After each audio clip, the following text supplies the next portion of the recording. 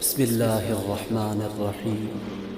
الحمد لله وحده والصلاة والسلام على من لا نبي بعده. أما بعد،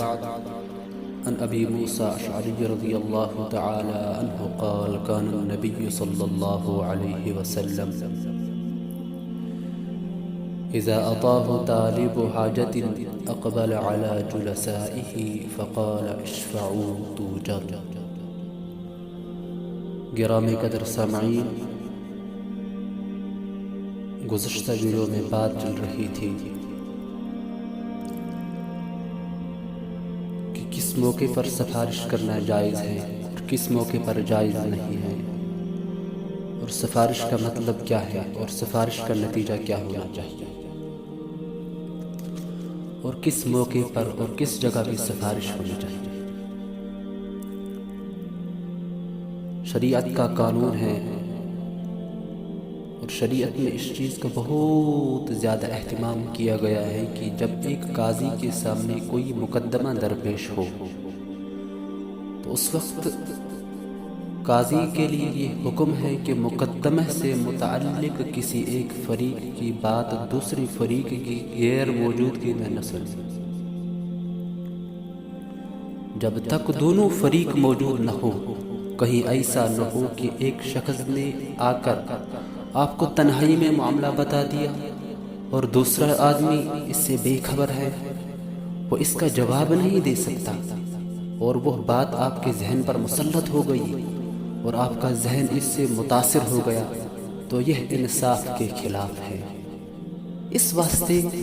جب معاملہ قاضی کے پاس چلا جائے تو اس کے بعد سفارش کا دروازہ بند ہے۔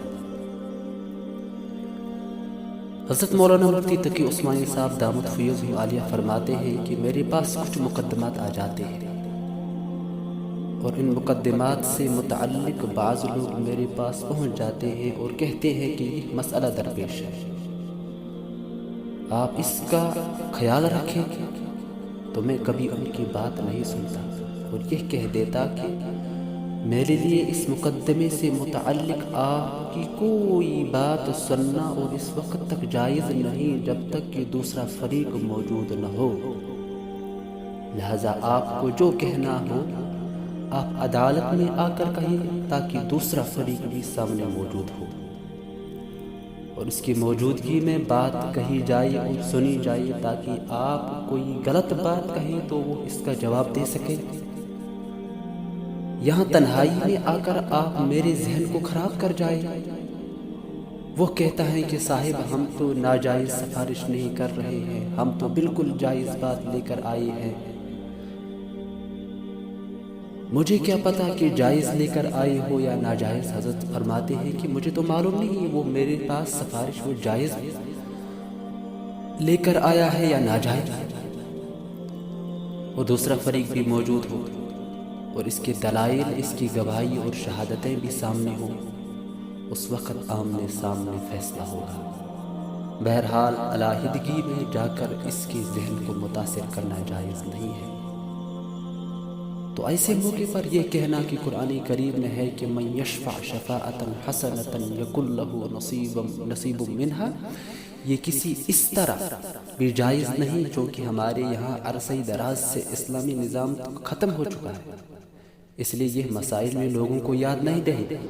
اچھے بڑے انسان بھی بھول جاتے ہیں کہ ایسا کرنا جائز نہیں ہے، ان کی طرف سے بھی سفارش آ جاتی ہے۔ سب سے پہلی بات سفارش کرنے میں یہ یاد انسان کو رکھنی چاہیے کہ سفارش ایسی جگہ کرنی چاہیے جہاں سفارش جائز ہے، اور بری سفارش کے بارے میں فرماتے ہیں کہ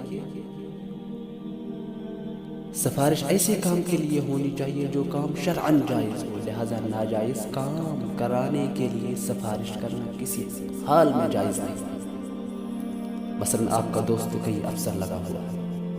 اور اس کے ہاتھ میں اختیارات ہیں، وہ آپ نے اس سے ناجائز فائدہ اٹھاتے ہوئے کسی نااہل کو بھرتی کرا دیا تو یہ جائز نہیں بلکہ حرام ہے۔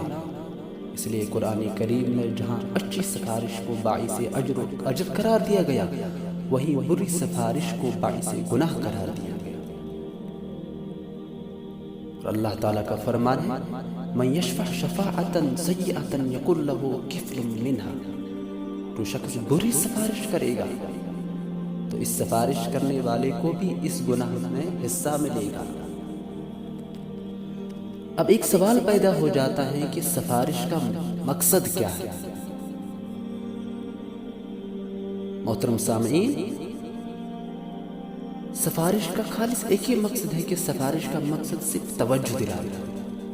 یہ بات تو اہم ہے کہ لوگ اعتقادی طور پر اس کو جانتے بھی ہیں، ناجائز سفارش نہیں کرنی چاہیے، لیکن اس سے بھی آگے ایک اور مسئلہ ہے جس کی طرف عموماً دھیان نہیں، اور آج کل لوگ اس کا بالکل خیال نہیں کرتے۔ وہ یہ ہے کہ لوگ آج کل سفارش کی حقیقت نہیں سمجھتے ہیں۔ سفارش کی حقیقت یہ ہے کہ جس کے پاس سفارش کی جا رہی ہے اس کو صرف توجہ دلانا، یعنی اس کے علم اور ذہن میں ایک بات نہیں ہے، آپ نے اپنی سفارش کے ذریعے یہ توجہ دلائی کہ یہ بھی ایک موقع ہے، اگر تم کرنا چاہو تو کر لو۔ سفارش کا مقصد یہ نہیں ہے کہ اس پر پریشر اور دباؤ ڈالا جائے، وہ یہ کام ضرور کر لے، اس لیے کہ ہر انسان کے اپنے کچھ حالات ہوتے ہیں اور اس کے کچھ قواعد و ضوابط و اصول ہوتے ہیں، اور وہ آدمی ان اصولوں کے تحت رہ کر کام کرنا چاہتا ہے۔ اب آپ نے سفارش کر کے اس پر دباؤ ڈالنا شروع کر دیا اور دباؤ ڈال کر اس سے کام کرانا چاہا، تو یہ سفارش نہیں، زبردستی ہے، اور کسی بھی مسلمان کے اوپر زبردستی کرنا جائز نہیں۔ اس کا عام طور پر لوگ خیال نہیں کرتے۔ ایسے آدمی کی سفارش لے کر جائیں گے جس کے بارے میں یہ خیال ہو کہ جب اس کی سفارش جائے گی تو وہ انکار نہ کر سکے گا، تو یہ دباؤ ڈالا جا رہا ہے اور شخصیت کا وزن ڈالا جا رہا ہے، اور یہ سفارش نہیں ہے، یہ دباؤ ہے۔ سفارش کے بارے میں حضرت حکیم الامت رحمۃ اللہ علیہ کا فرمان ہے۔ حضرت حکیم الامت رحمۃ اللہ علیہ، اللہ تعالیٰ ان کے درجات بلند فرمائے۔ حقیقت یہ ہے کہ دین کے صحیح فہم اللہ تعالیٰ نے ان کو عطا فرمائی، اور دین کے مخفی گوشوں کو انہوں نے جس طرح اشکار فرمایا اور ملفوظات میں جگہ جگہ اس پر تنبیہ فرمائی، فرماتے ہیں کہ سفارش اس طرح نہ کرو جس سے دوسرا آدمی مغلوب ہو جائے، جس سے دباؤ بڑھے، یہ سفارش جائز نہیں، اس لیے کہ یہ سفارش کی حقیقت توجہ دلانا ہے کہ میرے نزدیک یہ شخص حاجت مند ہے اور میں آپ کو متوجہ کر رہا ہوں کہ یہ اچھا مصرف ہے، اس پر اگر آپ کچھ خرچ کر دیں تو انشاءاللہ اجر و ثواب ہوگا۔ یہ نہیں کہ اس کا کام ضرور کرو، اگر تم نہیں کرو گے تو میں ناراض ہو جاؤں گا، جیسے کہ آج کل ہمارے معاشرے میں یہ ایک اصول بنا ہے۔ جب کوئی بڑا آدمی کسی کے بارے میں سفارش کرتے ہیں تو وہ ان کو ضرور یہ بات ضرور بیچ میں بتا دیتے ہیں کہ اگر تم نے نہیں کیا تو میں ناراض ہو جاؤں گا، خفا ہو جاؤں گا۔ یہ سفارش نہیں، یہ دباؤ ہے، یہ بالکل شریعت میں جائز نہیں ہے۔ اور حضرت حکیم الامت رحمۃ اللہ علیہ یہی بات چندے کے بارے میں بھی فرماتے ہیں کہ فرمایا کہ اگر مجموعہ کے اندر چندے کا اعلان کر دیا کہ فلاں کام کے لیے چندہ ہو رہا ہے، چندہ ہے، اب جناب جس شخص کا چندہ دینے کا دل نہیں چاہ رہا ہے، اب اس نے دوسروں کو دے کر شرمی میں چندہ دے دیا اور یہ سوچا کہ اگر نہیں دیا تو ناک کٹ جائے گی، تو چونکہ وہ چندہ اس نے خوش دلی سے نہیں دیا۔ حضور صلی اللہ علیہ وسلم کا ارشاد ہے کہ کسی مسلمان کا مال اس کی خوش دلی کے بغیر حلال نہیں ہے۔ اگر کسی نے زبان سے مال لینے کی اجازت بھی دے دی ہو لیکن وہ مال اس نے خوش دلی سے نہیں دیا تو وہ حلال نہیں ہے، لہذا اس طریقے سے چندہ کرنا بھی جائز ہے۔